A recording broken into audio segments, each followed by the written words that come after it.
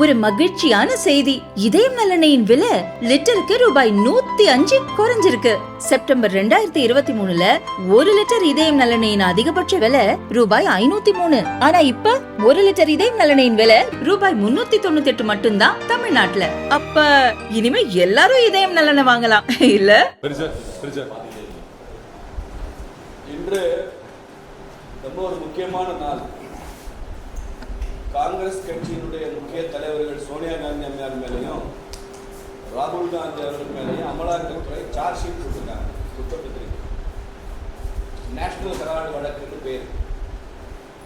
இன்னைக்கு நாடு முழுக்க பாரதிய ஜனதா கட்சி சார்பாக ஊடகங்களை சந்திக்க சொல்லி எங்களுக்கு தேசிய தலைமையிலிருந்து தீர்ப்பு வந்ததுனால உங்களுக்கு உடனடியாக தகவல் சொல்லி இன்னைக்கு 3 மணிக்கு நாம சந்திக்கிறோம். இது ரொம்ப முக்கியமான ஒரு வழக்கு. நமக்கு தெரியும் 2012ல் டாக்டர் சுப்பிரமணியன் சுவாமி அவர்கள் இதை ஒரு வழக்காக மாற்றினார். பாட்டியாலா நீதிமன்றத்தில் வழக்கு கொண்டு தான் இது அதுக்கப்புறமா அது காட்டு தீ மாதிரி பரவிச்சு. இந்த நேஷனல் ஹெரால்ட்னா என்ன, அதுக்கு பின்னால் நடக்கிற விஷயங்கள் என்னன்னு சுருக்கமாக நான் சொல்கிறேன். ஏன்னா ரொம்ப டெக்னிக்கல் டிஸ்கிரிப்ஷன் சொன்னால் அது ரொம்ப நேரம் ஆகும். சுருக்கமான வரலாறு என்ன, 1937 ஆரம்பிக்கப்பட்ட பத்திரிகை தான் நேஷனல் ஹெரால்டு. அது ஆங்கிலத்திலும் ஹிந்தியிலும் தொடர்ந்து வந்து கொண்டிருந்தது. இது தேச விடுதலைக்காக நம்ம நாட்டினுடைய தேசபக்தர்கள் தேசியம் சம்பந்தமான கருத்துக்களை ஆங்கில ஆட்சியின் போதும் சொல்வதற்காக ஆரம்பிக்கப்பட்ட பத்திரிகை நேஷனல் ஹெரால்டு. இது ஆரம்பிக்கிறதுக்கு ரொம்ப முக்கிய காரணமாக இருந்தது ஜவஹர்லால் நேரு. ஏஜேஎல்னு ஒரு நிறுவனம் ஆரம்பித்தார், அசோசியேட் ஜேர்னல்ஸ் லிமிடெட் அப்படின்னு 1937 ஆரம்பித்த நிறுவனம். அதுக்கு 5000 பேர் பங்குதாரர். அந்த பங்குதாரர்கள் எல்லாருமே சுதந்திர போராட்ட தியாகிகள் தான், வேற யாருக்கு அது அனுமதி இல்லை. அப்போ எப்படி பண்ணாங்க, 100 ரூபா ஃபேஸ் வேல்யூல பங்கு, 10 ரூபா ஃபேஸ் வேல்யூல பங்கு. இந்த 100 ரூபா வேல்யூல 2000 பங்குகள், கிட்டத்தட்ட 2 லட்ச ரூபா ஆச்சு. 10 ரூபா ஃபேஸ் வேல்யூல 30,000 பங்கு, அது ஒரு 3 லட்ச ரூபா ஆச்சு. அப்படியே 5 லட்சம் ரூபாயில ஆரம்பிக்கப்பட்டதுதான் இந்த நேஷனல் ஹெரால்டு. சுதந்திரத்துக்கு அப்புறம் கூட காங்கிரஸ் கட்சி இதை தனதாக்கி கொண்டது. இது தொடர்ந்து வரணும்னு நினைச்சு தொடர்ந்து செய்து கொண்டு வந்தாங்க. இந்த நேஷனல் ஹெரால்டுக்கு நாடு முழுக்க 2000 கோடி ரூபாய்க்கான அசட்ஸ் கிரியேட் ஆச்சு. ஏன்னா அவங்களுக்கு போபாலில் பல இடங்கள், மும்பையில், லக்னோவில், இங்கே எல்லாம் அலுவலகங்கள் வந்தது, ஷாப்பிங் காம்ப்ளெக்ஸ் வந்தது, பெரிய பெரிய கட்டிடங்கள் வந்தன. ஹிந்திலையும் நேஷனல் ஹெரால்டு பத்திரிகை ஹிந்தி பதிப்பு வந்தது. இப்படி அதனுடைய அசட் வேல்யூ 2000 கோடி ரூபாய்க்கான அசட் வேல்யூஸ் கிரியேட் ஆச்சு. அதனுடைய ட்ரஸ்ட் வந்து ஏஜேஎல் ட்ரஸ்ட். இப்போ இடையில இந்த நேஷனல் ஹெரால்டு பத்திரிகை சர்க்குலேஷன்லாம் குறைஞ்சு நலிவடைய தொடங்குது. அப்போ அவங்களுக்கு நிதி நெருக்கடி ஏற்படுது. நேஷனல் ஹெரால்டு எப்பெல்லாம் நிதி நெருக்கடி வருதோ அப்பெல்லாம் அவங்க காங்கிரஸ் கட்சியிலேருந்து கடனா பணம் பெற்று, வட்டி இல்லாத கடனா பணம் வாங்கி அவங்க பத்திரிகை நடத்திட்டே இருக்காங்க. அப்படி அவங்க சேர்த்த பணம் 90 கோடியே 25 லட்சம் ரூபா கடன். 90 கோடியே 25 லட்ச ரூபா கடன் காங்கிரஸ் கட்சிக்கு நேஷனல் ஹெரால்டு கொடுக்க வேண்டிய கடன் தொகை.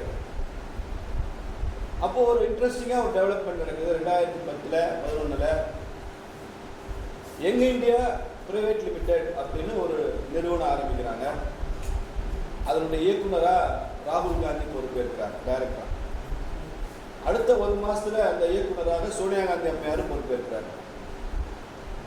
அதுலேயே சாம் பிட்ரோடா இருக்காரு, துபே அப்படின்னு அவங்களுடைய மீடியா அட்வைசர் துபே அதில் இருக்காரு. இப்படி அவங்களும் பொறுப்பேற்கிறாங்க. அதுல கிட்டத்தட்ட 38% பங்குகள் ராகுல் காந்திக்கும், இன்னொரு 38% பங்குகள் சோனியா காந்தி அம்மையாருக்கும், மீதமுள்ள பங்குகள் மற்றவங்களுக்கு மோதிலால் வோரா, சாம் பிட்ரோடா, துபே இவங்களுக்குலாம் சேர்ந்து மீதமுள்ள 24% பங்குகளாக அந்த யங் இந்தியா பிரைவேட் லிமிடெட் ஆரம்பிக்கிறது. இப்போதான் ஒரு ட்விஸ்ட்.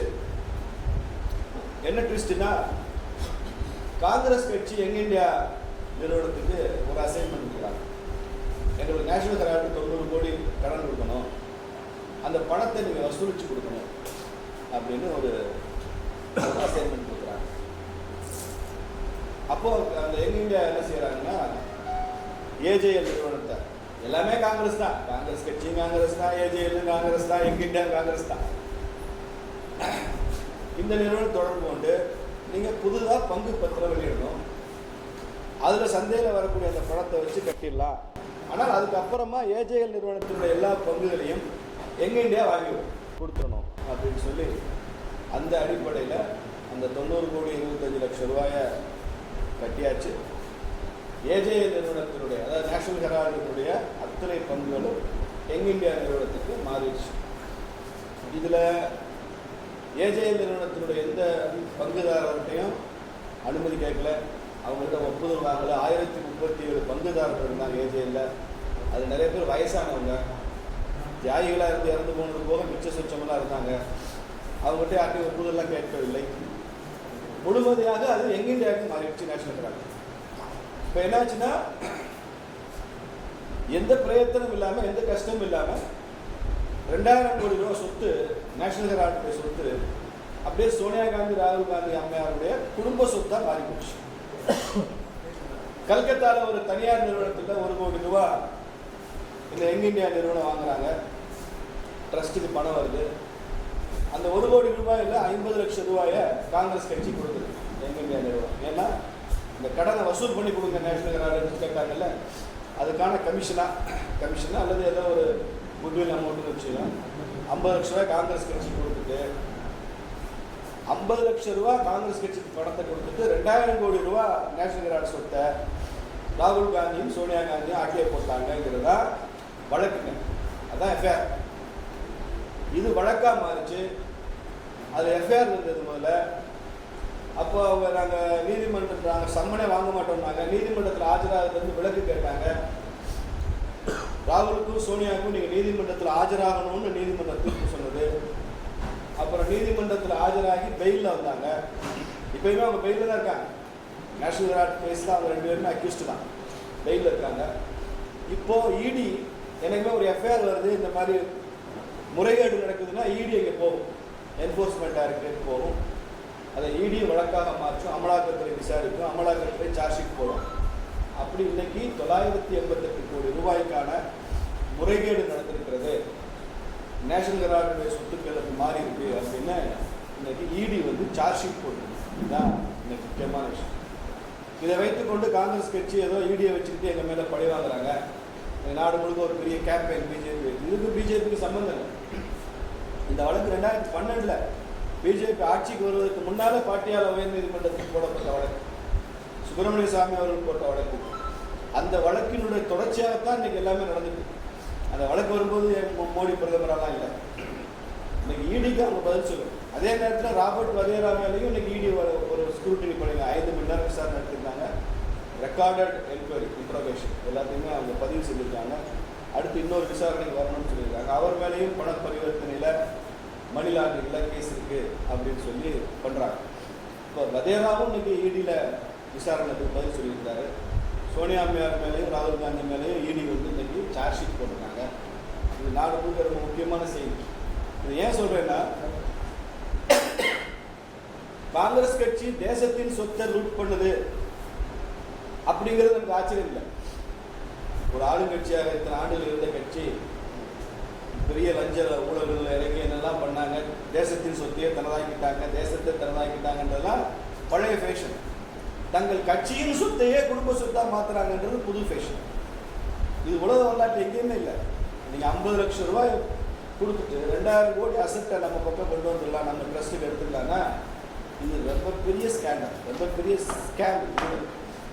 இது நிச்சயமாக உண்மை வெளியில் வரும். அவங்க மக்களுக்கு பதில் சொல்லணும், நீதிமன்றத்திலேயும் பதில் சொல்லணும், மக்களுக்கு பதில் சொல்லணும். இதுக்கு பின்னால் சுதந்திர போராட்ட வீரர்கள், தியாகிகள் அவங்கெல்லாம் 1937 கொடுத்த பங்கு பணம், ஷேர், அவங்க என்ன நோக்கத்துக்காக உருவாக்குனாங்களோ அந்த நோக்கம் இதெல்லாம் இன்வால்வ் ஆயிருக்கு. இவ்வளோ பெரிய பிரமிப்பை ஊட்டுகிற மிகப்பெரிய ஊழல். இன்னும் சொல்ல போனால் திமுக காரன் கேட்டாலே ரொம்ப ஆச்சரியப்பட்டு போவாங்க. இது நம்மளாலே கற்பனை பண்ண முடியாத ஊழலாக இருக்கே அப்படின்ற அளவுக்கு அவங்களே கற்பனையில் மிஞ்சுகிற ஊழலை காங்கிரஸ் செஞ்சிருக்கு. அதை இன்னைக்கு ஊடகங்கள் மூலமாக மக்களிடம் சொல்லணும். நேஷனல் ஹெரால்டு என்பது பொது சொத்து, நேஷனல் ஹெரால்டு என்பது சுதந்திர போராட்ட வீரர்களுடைய சொத்து. நேஷனல் ஹெரால்டு என்பது இந்த நாட்டினுடைய தேசியத்தை மக்களுக்கு எடுத்துச் செல்கிற விதமாக வந்த அந்த ஒரு உணர்வு, அதை இன்னைக்கு ஒரு குடும்பம் தனதாக்கி கொண்டிருக்கிறது என்றால் அதை பாரதிய ஜனதா கட்சி ரொம்ப வன்மையாக நாங்கள் அதை கண்டிக்கிறோம். இடி அமலாக்கத்துறையினுடைய சார்ஜ் ஷீட்டையோ அவங்களுடைய விசாரணையோ அரசியல் ரீதியாக அதை கொச்சைப்படுத்தாமல் அவங்க அமலாக்கத்துறைக்கு முன்னால் ஆஜராகி அந்த சார்ஜ் ஷீட்டுக்கு முறையாக விளக்கம் கொடுத்து நீதிமன்றத்தில் அவங்க நாங்கள் நிரபராதிகள் என்று சொல்லி அவங்க வெளிவந்தால் எங்களுக்கு மகிழ்ச்சி தான். ஆனால் அதுவரை அவர்கள் குற்றம் சாட்டப்பட்டவர்கள் தான். அவர்கள் நீதிமன்றத்துக்கும் கடமைப்பட்டவங்க, பொது வாழ்க்கையில் இருக்கிறதுனால மக்களுக்கும் அவங்க பதில் சொல்ல கடமைப்பட்டவங்க.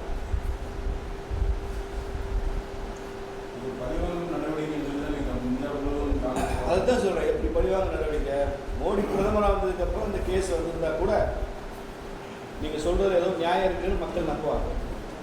2012 பாட்டியால் நீதிமன்றத்தில் வந்து கேஸ், அதனுடைய தொடர்ச்சியாக தான் அடுத்தடுத்து வழக்கு நடக்குது. மோடி பிரதமராக முன்னாலே அவங்களுக்கு சம்மன் இஷ்யூ பண்ணிட்டாங்க. அந்த சம்மனை வாங்க மாட்டோம்னு சொன்னாங்க ராகுல் காந்தி, சோனியா காந்தி. நீதிமன்றத்தில் ஆஜராவதிலிருந்து எங்களுக்கு விலக்கு வேணும்னு கேட்டாங்க.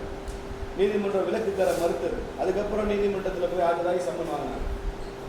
அப்போ இருந்து அவங்க அக்யூஸ்டு தான், பெயிலில் தான் இருக்காங்க, பிணையில் தான் இருக்காங்க. இதுக்கு அரசியல் உள்நோக்கம் கற்பிக்க வேண்டாம்ங்கிறது தான் பிஜேபி தரப்பில் சொல்கிறோம். நீங்கள் நிரபராதி என்றால் நீதிமன்றத்தில் நிரூபித்து வெளியில் வாங்க. அமலாக்கத்துறையினுடைய வழக்குகளை நீதிமன்றத்தில் சந்தித்து வெளியில் வர்றது தான் நியாயமாக இருக்கும்.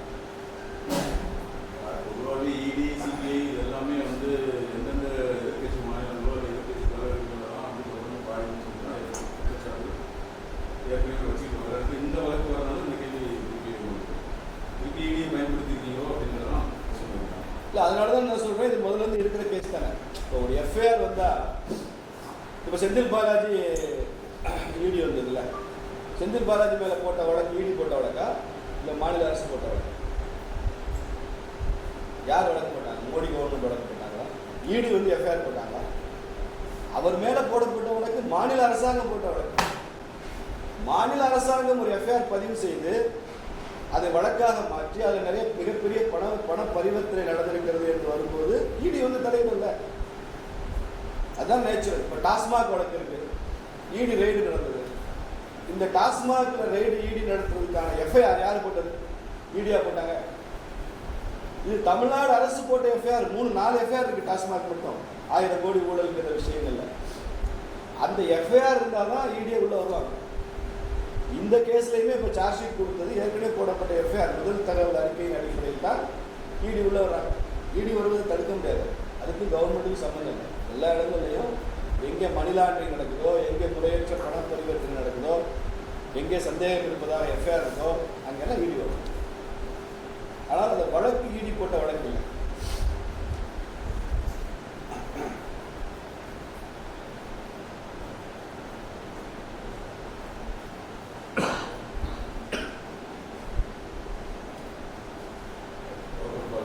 ஆமாம், எல்லாரும் பிரமிக்கிற ஊழல் இல்லை. இப்படி 50 லட்ச ரூபா கொடுத்துட்டு 2000 கோடி அசட்டை ஆட்டையை போடலாம்னா, அதனால தான் நான் சொன்னேன், திமுககாரங்களே வேந்து போகிறவங்க. இப்போ சமூக ஊடகங்கள் நீங்கள் மாநில தலைவருக்கு போட்டி போடுறதா நிறைய டாக்குமெண்ட்லாம் வந்து போட்டி எங்கே போட்டோம்? வேட்புமனு இங்கே பாருங்க, முதல் நாள் ஒரு சர்க்குலர் வருது, விரும்புகிறவங்க இந்த எலிஜிபிலிட்டி எல்லாம் சொல்லி சர்க்குலர் வருது, விரும்புகிறவங்க மனு செய்யலாம், 10 பொதுக்குழு உறுப்பினர்கிட்ட கையெழுத்து வாங்கிட்டு வரணும். நான் ஸ்டெப் தான் இருக்கு. அப்படி தயாரித்து பல பேருக்கு வந்திருந்தாங்க. போகிறோம், மையக்குழுவில் உட்காந்து அன்னபோஸ்டா யுனானிமஸாக நாம் நயினார் நாகேந்திரன் அவர்களை தேர்ந்தெடுப்போம்னு எல்லாருமே நாங்கள்லாம் உட்காந்து பேசி முடிவு பண்ணுறோம். அதுக்கப்புறம் நயினார் அவர்கள் தாக்கல் பண்ணுறாரு. அதெல்லாம் கிடையாது, யாரும் போஸ்ட்னு சொல்லி தான் வாலண்டரி, யாரும் போஸ்டாக பண்ணணும், அதெல்லாம் போஸ்ட் பண்ணணும். யார் போஸ்டாக பண்ண முடியாது, பிஜேபி போஸ்ட் பண்ண முடியும். அவங்க யார் விரும்புகிறாங்களோ வரலான்னு சொல்கிறப்போ நாங்கள் தயார் பண்ணுறோம். எல்லாரும் கூடி உட்காந்து பேசுகிறப்போ ஒருத்தர் தலைவராக இருக்கட்டும் அப்படின்னு சொல்கிறப்போ ஏற்றுக்கொள்ளும். என்ன போஸ்ட், அவ்வளோதான். இதில் கூட ஒரு கட்சியில் கன்சென்சஸ் இல்லாமல் எப்படி பிரச்சனை இருக்கும்? இப்போ நீங்கள் வந்து நான் தான் சொல்கிறேன், பிஜேபியில் தான் இப்போ இதெல்லாம் நீங்கள் கேள்வி கேட்கலாம். யார் தலைவராக விரும்புகிறதெல்லாம் போட்டி போடுங்க, அப்புறம் அதை ஸ்கிரூட்டினி பண்ணுங்க, அதில் ஒருத்தர் தலைவராக. இப்போ திமுக நடக்குமா? திமுகவில் அடுத்த மாநில தலைவர் யாருன்னு நீங்கள் என்னைக்காவது ஊடகங்களில் நாம் ஏதாவது பேச முடியுமா? அடுத்த மாவட்ட செயலாளர் யாருன்னு பேச முடியுமா? முதல்ல உட்காந்து திமுகவில் இல்லை அண்ணன் மூர்த்தி அண்ணன் இருக்காரு, பிடிஆர் அண்ணன் இருக்காரு, யாராவது ஒரு திமுக தொண்டர் போய் ஆனால் அடுத்த மாவட்ட செயலாளர் நான் வரலான்னு விரும்புகிறேன்னு சொல்ல முடியுமா? சொல்லிட்டு அந்த கட்சியில் இருக்க முடியுமா? பிஜேபியோட தான் சார் எல்லாம் ஆசைப்படலாம். இப்போ இவர் மாவி சக்கரவர்த்தி மாவட்ட தலைவரானார். இவரோட கிட்டத்தட்ட 20-22 பேர் மனு கொடுத்தாங்க. அதை கட்சி மேலிட அதை 3 பேரை ஷார்ட் லிஸ்ட் பண்ணி அந்த 3ல் ஒருத்தராக இவரை செலக்ட் பண்ணாங்க. எல்லாரும் ஏற்றுக்கிட்டோம். அவ்வளோதான். விருப்பமே தெரியக்கூடாதுன்னு விருப்பம் தெரிவிக்கும். இதில் ஃபோர்ஸ் எல்லாம் ஒன்றும் கிடையாது. நயினார் அவர்கள் மிகப்பெரிய தலைவர், முன்னாள் அமைச்சர், நீண்ட நெடிய அரசியல் அனுபவம் உள்ளவர், அந்த மாதிரி ஒரு ஸ்டேஜில் உள்ளவர் தலைவராக இருக்கணும்னு அகில இந்திய தலைவர் சிறப்பு நாங்கள் ஏற்றுக்கொள்வோம். அது அவர் தவறு. ஒரு முன்னாள் தலைவர் அண்ணாமலை அளவுக்கு வந்து அவருடைய செயல்பாடு இருக்குமா? ஏன்னா வந்து பிஜேபி இருக்கிற காலத்தில் வந்து வளர்ந்ததுக்கான முக்கிய காரணமாக வந்து தமிழ்நாட்டில் சொன்னாங்க. இன்னைக்குமே இங்கே பாருங்க, ஆஃப்டர் நேரு ஹூ அப்படின்னு ஒரு காலத்தில் 60களில் நேருவுக்கு அப்புறம் யார் அப்படின்னு ஒரு கேள்வி போட்டு பத்திரிகையெல்லாம் எழுத ஆரம்பிச்சாங்க. அவரை மாதிரி ஒரு பிரதமரே இல்லை அப்படின்னு சொல்லுவாங்க. என்னைக்குமே we believe in this society sir. சமுதாயத்தில் எப்பயுமே அடுத்த தலைமுறைகள் என்னை விட மாரி சக்கரவர்த்தி பெஸ்ட் லீடராக வருவார் சார், இவரோட அவர் பெஸ்ட் லீடராக வருவார். ஒவ்வொருத்தருடைய ஸ்டைல் தான் டிஃபர் ஆகும். பிஜேபியில் எல்லாருக்கும் ஒரே ஸ்பிரிட் தான், எல்லாருக்கும் ஒரே ஸ்பிரிட் தான். அண்ணாமலையோடைய ஸ்பிரிட் என்ன? தமிழ்நாட்டில் திமுக ஆட்சி அதை பண்ணியிருக்காங்க. நயினாரனுடைய ஸ்பிரிட் என்ன? அதே தான். But style differs. Same spirit with differing style, அவ்வளோதான். இவருக்கு ஒரு அணுகுமுறை ஸ்டைலில் போவார், அவர் ஒரு ஸ்டைலில் இருப்பார். அவரே சொல்லியிருக்கிறார், அவர் புயல் மாதிரி நான் தென்றல் மாதிரி சொல்லியிருக்காரு, தலைவரே சொல்லியிருக்கிறார். அதனால் அதெல்லாம் ஏற்றுக்கொள்ளக்கூடியது. பட் எல்லாருடைய நோக்கம் ஒன்று தான். தமிழ்நாட்டில் திமுக ஆட்சி தொடங்குங்க அந்த நோக்கம். அதை நோக்கி அடுத்த 1 வருஷத்துக்கு எங்களுக்கு பயணம் பண்ணவே நேரம் சரியாக. அதிமுக பாஜக கூட்டணி உறுதியாயிடுச்சு. அதனால நீங்கள் மகிழ்ச்சி அரசியல் காலகட்டங்களில் நிறைய முரண்பாடுகள் இருந்ததுல எப்படி திருப்பி செட் ஆகிடுமா? என்ன முரண்பாடு இருந்தது? கருத்துக்கள் 2 பேரும் மாறி மாறி பேசியிருந்தோம்ல பல இடங்கள். அதனால இன்னும் கொங்கு மண்டலம் அரசியல் நிரந்தர நண்பனும் இல்லை, நிரந்தர பகைவனும் இல்லை. நீங்க தானே சார் நீங்க தான் செயற்குமாரே அவர் அதே நிறைய சின்ன நான் எழுதுறேன். திமுக என்ற கட்சி தமிழ்நாட்டில் எந்த கட்சியின் ஆட்சியை எதிர்த்து ஆரம்பிக்கப்பட்ட கட்சி சொல்லுங்க. திமுக என்ற கட்சி எந்த கட்சி எதிர்த்து ஆரம்பிக்கப்பட்ட கட்சி? காங்கிரஸ் தானே. 50களில் திமுக ஆரம்பிக்கிறப்ப காங்கிரஸ் எதிர்த்து திமுக ஆரம்பிச்சாங்க. அந்த திமுகவை தான் காங்கிரஸ் 2 தடவை டிஸ்மிஸ் பண்ணாங்க. மிசாலை தூக்கி பல பேரை தூக்கி உள்ளே போட்டாங்க. ஜெயின் கமிஷன் அறிக்கையில் சோனியா காந்தி அம்மா என்ன பிடிவாதம் பண்ணாங்க? திமுக அமைச்சரவையில் இருந்தால் நாங்கள் ஆதரவு வாபஸ் வாங்கிடுவோம்னு சொல்லி திமுக கவர்மெண்ட்டில் இருக்கக்கூடாதுன்னு ஒரு கவர்மெண்ட்டே குஜராத் கவர்மெண்ட், ஐக்கிய குஜராத் கவர்மெண்ட்டை கவுத்தாங்கல்ல. அந்தளவு முரண்பாடு இருந்தது. இப்போ 2 பேரும் புரிஞ்சுக்கூடாதுறாங்க காங்கிரஸ். எல்லாத்தையும் விடுங்க சார். கலைஞரே உயிரோடு இருக்கிற காங்கிரஸ் கட்சியை பற்றி கூடா நட்பு கேடாய முடியும் தானே சொன்னார். 2016 தேர்தல். அது காங்கிரஸ்க்கு அவர் கொடுத்த வர்ணனை தானே, கூடா நட்பு கேடாய முடியும்னாரு. இப்போ எப்படி கூட நட்பாக இருக்கு? அதனால் அரசியலில் சூடான விமர்சனங்கள் வைப்பதும், ஒரு ஹீட் ஆஃப் தி மொமெண்ட்டில் சில விஷயங்கள் சொல்வதும், அப்புறம் பின்னால் அதெல்லாம் ரெக்கன்சில் ஆகிறதுங்கிறது பாலிடிக்ஸ் சகஜம். அதனால் அதிமுகவுக்கும் பிஜேபிக்கும் இயற்கையிலே நாங்கள் பல தடவை எலெக்ஷனில் கூட்டணி இருந்திருக்கோம். பல விஷயங்களில் எங்கள் கொள்கைகளை ஜெயலலிதா அம்மையார் எங்களை ஏற்றுக்கிட்டாங்க, சப்போர்ட் பண்ணியிருக்காங்க. ராமர் கோயில் கட்டுறதை ஆரம்பித்தாங்க. ஆர்டிகல் 370 எடுக்கிறத அதை நீக்கணும்னு அவங்க பாராளுமன்றத்திலே பேசியிருக்காங்க. அதிமுக அதை ஆதரித்து வாக்களிச்சிருக்கு. சிஐ ஆதரித்து அதிமுக வாக்களிச்சிருக்கு. அதனால் எங்களுக்கு அதிமுக கூட்டணி கட்சியாக இல்லாத காலத்தில் கூட நட்பு கட்சி தான், தோழமை கட்சி தான். இப்போ கூட்டணி கட்சியாகவும் வந்திருக்கிறாங்க. அதில் சந்தோஷப்படுறோம். திமுக கொஞ்சம் பயம் வந்திருக்கு. திமுக கூட்டணியிலையும் விரைவில் விரிசல் வரும்னு எதிர்பார்க்குறோம். அப்படி வந்தால் திமுகவுக்கு இன்னும் பலவீனப்படும். ஒரு வாய்ப்பு இருக்குது. அது யார் என்னன்னா இப்போ சொல்ல முடியாது, ஆனால் வாய்ப்பு இருக்கு. விஜயோட நிலை என்ன சார்? நான் ஏற்கனவே என்னோடய ஸ்டாண்ட் சொல்லிகிட்டே இருக்கேன். சினிமாவிலேருந்து அரசியலுக்கு வந்ததில் தமிழ்நாட்டில் எம்ஜிஆரை தவிர, ஆந்திராவில் என்டிஆர் தவிர யாருமே வெற்றி அடையலையே. தமிழ்நாட்டில் எம்ஜிஆருக்கு அப்புறம் உச்சம் தொட்டவர்னா கேப்டன் விஜயகாந்த் அவரோட சொல்லலாம். அதுக்கு அடுத்த லெவலில் எதிர்க்கட்சி தலைவர் வரைக்கும் வந்தார், உச்சத்துக்கு போனார். அவரால் கூட முழு வெற்றி அடைந்து ஆட்சியை பிடிச்சு முதலமைச்சராக முடியல. ஒருவேளை உடல்நலம் நல்லா இருந்தால் செய்திருப்பார். அவருக்கு உடல்நலம் குறைஞ்சி போச்சுன்றது ஒரு துரதிஷ்டம். வரலையே. எத்தனை பேர் கட்சி ஆரம்பித்தாங்க. கமலஹாசன் ஃபெயிலியர் இல்லையா? எவ்வளோ பேர் வரிசையாக பட்டியல் போடுங்க, எந்தெந்த நடிகர்லாம் கட்சி ஆரம்பித்தாங்க. அதனால் ஜெயிக்க முடியாது. விஜய்னாலையும் ஜெயிக்க முடியாது. அவர் அந்த யதார்த்தம் புரியறதுக்கு அவர் கொஞ்சம் நாளாகும். ஒரு தேர்தலையாவது ஒரு அடி வாங்கினா தான் நம்மளால் எப்படிலாம் ஆட்சிக்கு வர முடியாதுன்றது அவருக்கே நிதானம் தெரிய வரும். அதுக்கப்புறம் அவரை கேன்சல் ஆயிடுவார். கூட்டணியாக அதுன்னு யோசிக்க ஆரம்பிச்சார். அது வரைக்கும் அவர் முதலமைச்சர் சிந்தனையில் தான் இருப்பார். இப்போ பவன் கல்யாண் அவர் கட்சி ஆரம்பித்த உடனேயுமே அவருக்கு பெரிய செல்வாக்கு இருந்தது. ஆனால் அந்த நடைமுறை அனுபவத்தில் ஒரு இது தேர்தலை சந்திச்சதுக்கப்புறம் அவர் ஒரு யதார்த்தத்துக்கு வர்றாரு, யதார்த்த அரசியலுக்கு புரிஞ்சுக்கிட்டு வர்றாருல, இப்போ தேசிய அரசியல் இருக்கிறார்ல. அந்த மாதிரி விஜய் கூட ஒரு தேர்தலை சந்திச்சதுக்கப்புறம் வேணால் அடுத்த தேர்தலில் அவருக்கு மனமாற்றம் ஏற்படலாமே தவிர முதல் எலெக்ஷனில் யாருக்கும், அது சினிமாவிலேருந்து வர்றவங்களுக்கு வரவே வராது.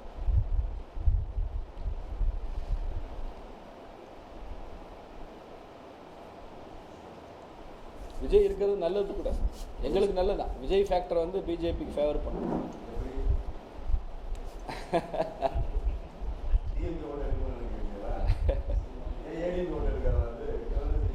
பார்க்கலாம், எங்களுக்கு ஹெல்ப் பண்ணும் விஜய் ஃபேக்டர். சார் ஸ்ட்ராட்டஜியெல்லாம் நான் மீடியாவில் சொல்லிட்டேன்னா நீங்கள் உடனே எல்லாம் சொல்லிடுவீங்களே வெளியில். ஆமாம், கொஞ்சம் எடுப்பார். அந்த கொஞ்சம் எடுக்கிற ஓட்டுமே டிஎம்கே கூட்டணியில் தான் எடுப்பார். விஜய் வாங்குகிற ஓட்டுகள் திமுக கூட்டணி வாங்குகிற ஓட்டுகளாக தான் இருக்கும். ஏடிஎம்கே பிஜேபி கூட்டணி இருந்தால் ஒரு ஓட்டு எடுக்க முடியாது. அதனால் கவலைப்பட வேண்டியது நீங்கள் தான்.